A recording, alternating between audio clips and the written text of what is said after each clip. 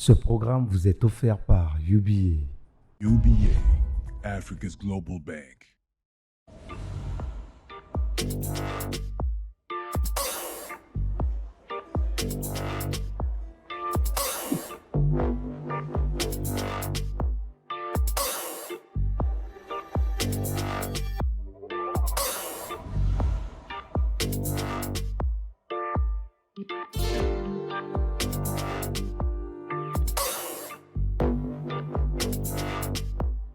Bonsoir et bienvenue à tous.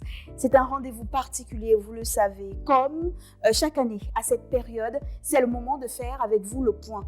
Nous débriefons, nous nous projetons, le tout dans le but de nous lancer de nouveaux challenges pour la nouvelle saison.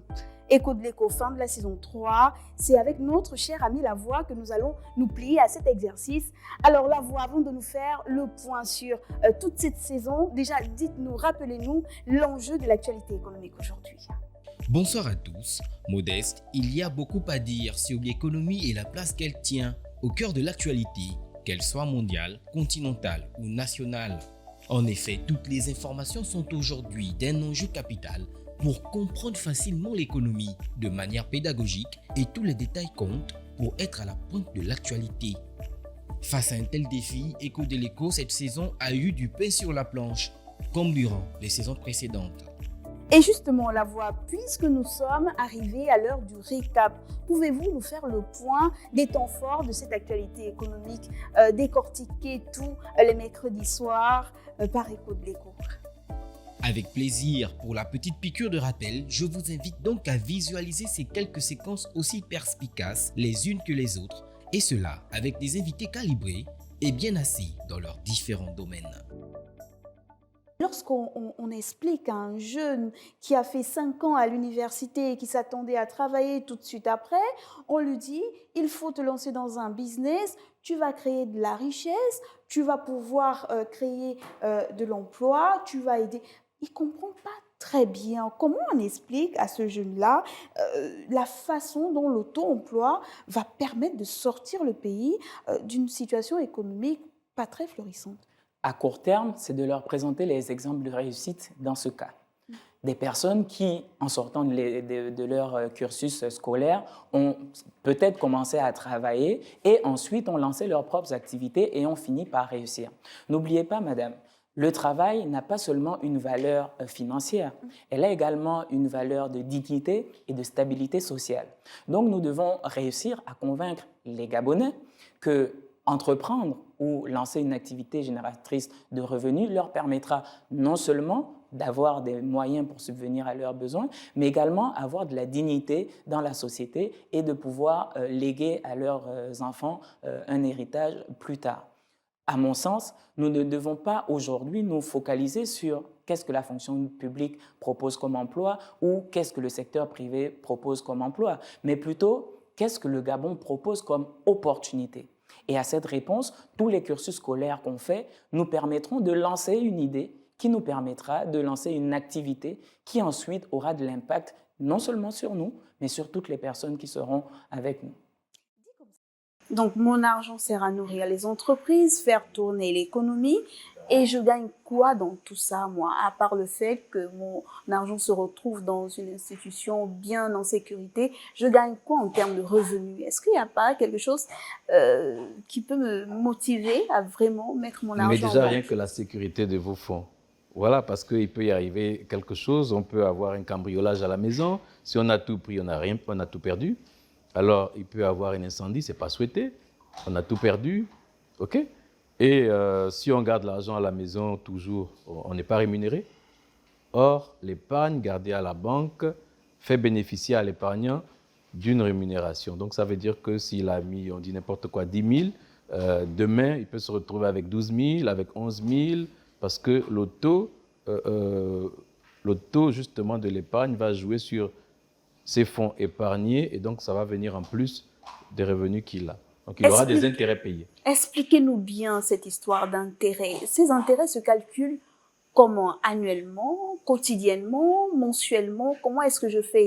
On prend un exemple, j'ai 10 000 francs en banque que je dépose le 1er janvier. C'est à quel moment que je dois commencer à calculer et comment est-ce que je calcule pour me dire « Ah oui, là, je me suis fait des sous ». Alors, généralement, le calcul se fait sur la base de la qualité de l'épargne. Alors, c'est quoi la qualité de l'épargne? Ça veut dire que si je mets de l'argent dans mon compte d'épargne, je ne dois pas venir les retirer tous les jours. Donc, si j'ai fait plus de 3 retraits déjà sur une période de 6 mois, je ne suis plus éligible au calcul de l'intérêt. Donc, il faut que je garde mon épargne plus longtemps pour mieux bénéficier de ces intérêts-là. Donc, je peux les garder sur 6 mois. Un plan épargne-voyage, c'est parfait. Après les 6 mois, j'ai une rémunération. Je fais moins de 3 retraits, j'ai une rémunération dessus, etc. Donc, ça va être tous les 6 mois, avoir une rémunération dessus. Et la banque, elle gagne quoi dans tout ça? La banque, déjà, qu'est-ce qu'elle gagne? C'est déjà la stabilité de l'économie. OK? Ça, c'est déjà important. Et la sécurisation des dépôts de la clientèle qui, in fine, vont servir pour faire du crédit à la clientèle et donc booster encore davantage l'économie. Les femmes, les hommes, les enfants, les parents, qui est concerné par l'éducation financière et on fait comment pour l'acquérir? L'éducation financière concerne toutes les couches de la population. Bon, en ce qui concerne notre zone CEMAC, la Banque centrale a également mis en place dans sa stratégie régionale d'inclusion financière un programme qui va être bientôt déployé d'ici la fin de l'année d'éducation financière. Ça veut dire que la cible, ce sont les jeunes, les femmes commerçantes, les micro-entreprises et les PME, et également les populations de zones rurales. Donc l'éducation financière touche toutes les couches de population, même des personnes qui sont instruites, qui ont fait des grandes études, elles ont également besoin d'éducation financière pour pouvoir développer leurs activités. Donc si je dis, si on me demande moi dans la rue, Madame Ocom, c'est quoi l'éducation financière? Et puis je réponds, c'est une méthode pour mieux gérer votre argent. Est-ce que je me trompe? C'est un processus qui prend en compte plusieurs éléments, qui peut en prendre des éléments qui peuvent être rationnels. Il peut prendre en compte des éléments qui peuvent être spirituels. Il peut prendre en compte des éléments qui peuvent être intérieurs et extérieurs. Quand on entend extérieur, l'éducation financière passe par un changement de mentalité, un changement de mindset, comme on dit, et également un certain nombre de connaissances que j'ai appelées connaissances extérieures, donc la connaissance que beaucoup ont acquis à l'école, mais que beaucoup n'ont pas pu développer tout au long de leur parcours dans le monde du travail. On a des personnes qui travaillent aujourd'hui, qui gagnent bien leur vie, mais qui malheureusement finissent leur fin de vie en retraite pauvres, parce qu'elles ont manqué justement d'éducation financière, parce qu'elles se sont contentées justement simplement de leurs revenus, c'est-à-dire ce que l'on appelle le revenu actif, le revenu qu'on gagne à travers le salaire, et que tout au long de cette année, tout au long de leur vie, elles ont dépensé cet argent, chaque fin du mois, le dépenser, sans pourtant penser qu'il fallait mettre de l'argent de côté et investir pour préparer les vieux jours. Nous, on profite, vous êtes sur notre plateau. Qu'est-ce qu'on dit à ce vendeur de bananes? On lui dit que la ZLECA va lui permettre de faire quoi concrètement? Bon, okay. Ce vendeur de bananes qui est ici au Gabon, on lui dit quoi exactement? Le vendeur de bananes qui est ici au Gabon, si son activité ne le tourne pas vers l'exportation, on n'a pas grand-chose à lui dire. Mais on peut l'inciter à regarder au-delà des frontières du Gabon. Avec la ZLECAf, il pourra exporter sa banane sur tout le continent sans payer les droits de douane. Et les droits de douane, parfois, c'est une part substantielle de la valeur de sa marchandise qui peut aller jusqu'à 30% de la valeur de sa marchandise. Et donc, avec la ZLECAf, ce droit de douane va être démantelé progressivement sur une période de 10 à 13 ans, au point où il arrivera qu'au bout de la 3e année, il puisse exporter sans droit de douane totalement. Ça, c'est une chose. La deuxième chose, c'est de lui dire, écoutez, vous vendez de la banane, vous avez besoin d'un transporteur pour acheminer votre banane d'un point à l'autre. La prendre d'ici pour le Cameroun, d'ici pour l'Angola, la ZLECAf crée les conditions pour faciliter le mouvement des transporteurs. On peut aussi lui dire que l'accord sur la ZLECAf prévoit un instrument pour la lutte contre les barrières non tarifaires. Il est démontré aujourd'hui que le droit de douane n'est plus l'obstacle le plus contraignant pour la libre circulation des marchandises à travers le monde. Et dans notre communauté encore plus. Et donc l'accord aujourd'hui prévoit un mécanisme pour aider à démanteler les entraves, les barrières non tarifaires sur ces corridors. Quelles sont les caractéristiques d'une société qui fait un appel à l'épargne publique? Pour faire un appel public à l'épargne, il faut répondre un minimum à un certain nombre de conditions. D'abord, en termes de capital social, il faut avoir un capital social supérieur ou égal à 5 milliards de francs CFA. Il faut pouvoir présenter pendant 3 années successives donc, des comptes qui sont certifiés par un commissaire aux comptes avec bien sûr des résultats positifs. Lorsque vous avez rempli ces conditions-là, vous présentez votre dossier à travers un arrangeur, c'est-à-dire une société de bourse. Il en existe en Afrique centrale, à la COSUMAF. La COSUMAF, après étude de votre dossier, va vous délivrer effectivement l'autorisation pour faire l'appel public à l'épargne.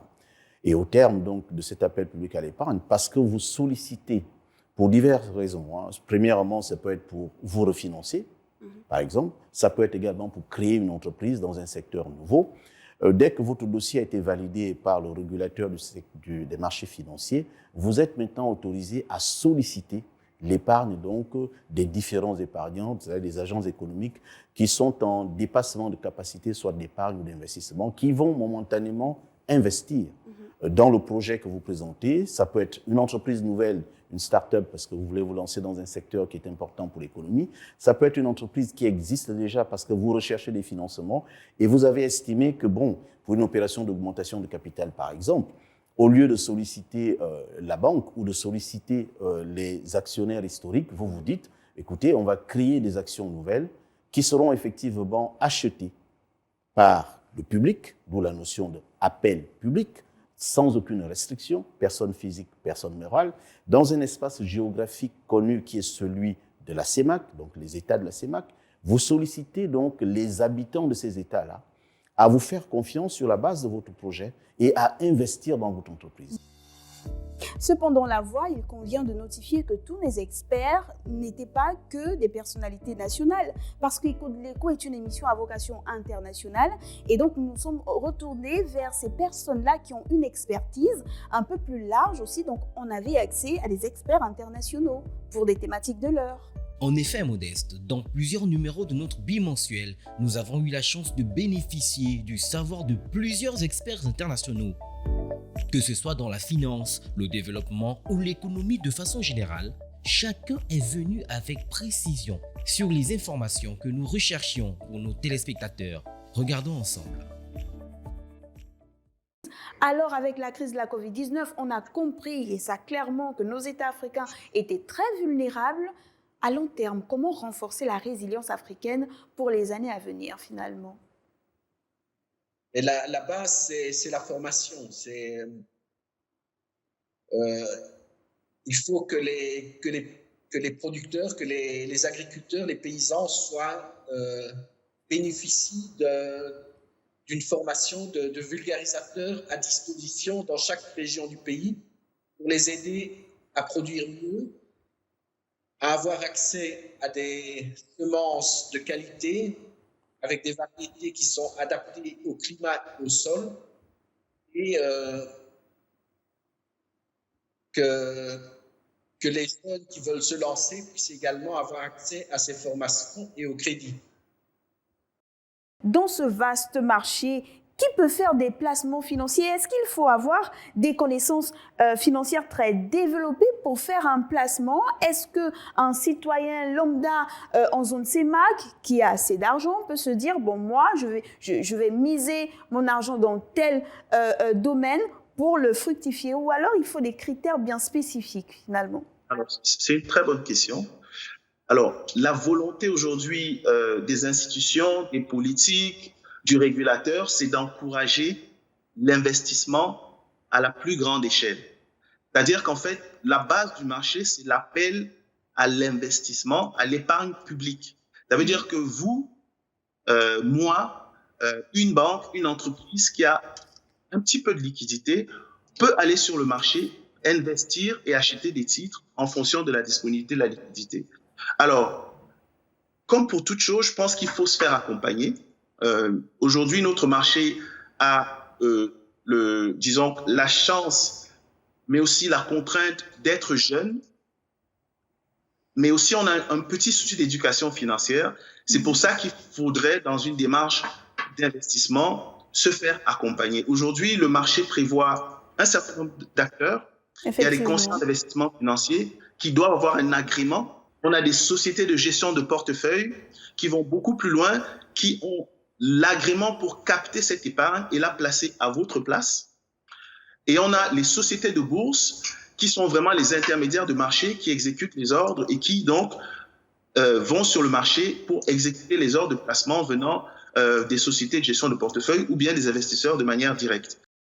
Dans ce système économique-là, ce modèle économique-là, il y a une certaine souplesse, on parle beaucoup de l'humain, on parle beaucoup de solidarité, mais cela n'empêche qu'il y a des règles à respecter dans l'économie sociale et solidaire. Bien sûr, il ne faut absolument pas que les entreprises, y compris lorsqu'elles se développent et parfois très vite, oublient les valeurs fondamentales qui sont les leurs. C'est-à-dire qu'il faut en particulier qu'elles gardent en leur sein une capacité d'un management partagé, d'une démocratie interne. Il ne faut pas que leurs excédents soient privatisés. Il faut que l'ensemble des bénéfices dégagés reste à l'intérieur de l'entreprise. Oui, ce sont autant de règles qui doivent être maintenues, même lorsque l'entreprise connaît un développement rapide et accéléré. Il ne faut pas qu'elles perdent leur raison d'être. Alors, Eric nous écrit depuis le Congo-Brazzaville. Alors, lui, c'est la question de l'internaute. Il demande comment un pays peut-il donner de la valeur à sa monnaie? Finalement, au-delà de donner de la valeur, parce que il faut être en mesure de distinguer les différentes économies. Là, par exemple, sur la zone franc CFA et la zone qui nous intéresse, encore une fois, on est sur une zone où la monnaie est indexée directement à une autre monnaie. Donc, ça peut être une monnaie, ça peut être un panier de devises, ça peut être des matières premières. Donc là, on va avoir finalement une monnaie qui sera indexée. Les marges de manœuvre dans cette configuration-là sont limitées, excusez-moi. Mais au-delà de ça, si on est sur une politique monétaire d'un pays qui va être une politique monétaire qui sera relativement restrictive, c'est une politique monétaire qui va mener à l'appréciation de la monnaie du pays. Et donc c'est un peu ce qu'on observe à l'échelle des États-Unis et à l'échelle de l'Union européenne. On se rend compte que le fait de relever les taux directeurs par la banque centrale américaine a amené à une appréciation de la monnaie, à une appréciation du dollar tout simplement. Les thématiques à aborder pour la suite sont nombreuses: transition, inflation, chômage, finances digitales, autant de thèmes que nous devons absolument décortiquer pour vous permettre d'être au cœur de l'actualité économique, et tout cela avec une touche d'innovation et d'originalité, n'est-ce pas la voix? Tout à fait, Modeste, tout à fait. Pour la saison 4, nous irons encore plus près de l'information avec des interviews de qualité et des illustrations de taille. Écho de l'écho se lance comme défi une véritable amélioration dans le traitement de l'information économique. Voilà, merci à vous la voix et à vous chers téléspectateurs. Et surtout, n'oubliez pas, le temps de la réflexion est une économie de temps. Au revoir. Au revoir.